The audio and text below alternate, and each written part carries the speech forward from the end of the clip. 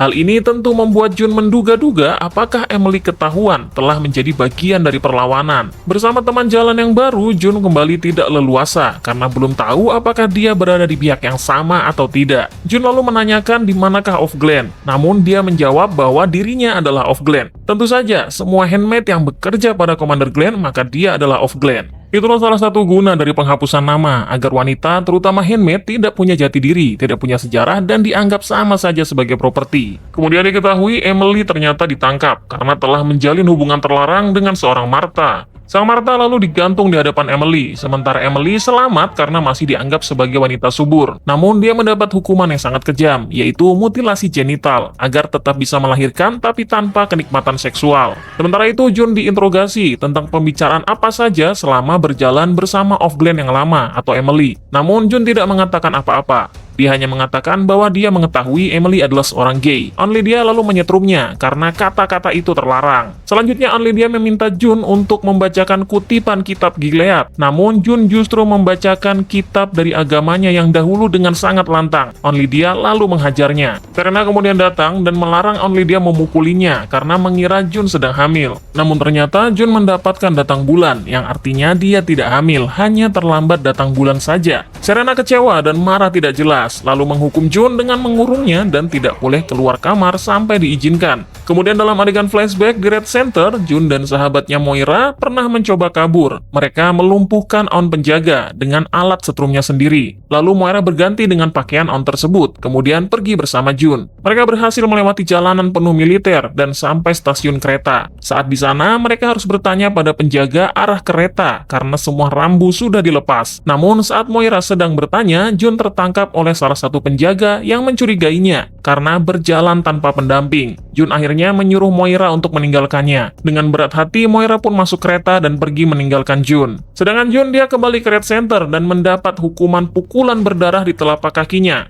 Kembali ke masa kini, setelah masa subur tiba, malam seks seremoni kembali dilakukan. Sebelum itu, Jun harus menjalani pemeriksaan dokter. Di rumah sakit, dokter menawarkan untuk menghamilinya agar tugasnya di keluarga Commander Fred selesai dan dia tidak disalahkan. Karena menurut dokter, mungkin Fred lah yang mandul. Meski kata pria mandul juga terlarang di Gilead, karena bagi Gilead, mandul adalah kesalahan wanita. Di dalam mobil yang disupiri oleh Nick untuk membawanya pulang, Jun berteriak-teriak histeris, mengungkapkan semua perasaannya, meratapi betapa tidak berharga hidupnya di hadapan semua orang. Bahkan dokter pun ingin melecehkannya hanya untuk melahirkan. Malam seremoni kembali harus dijalani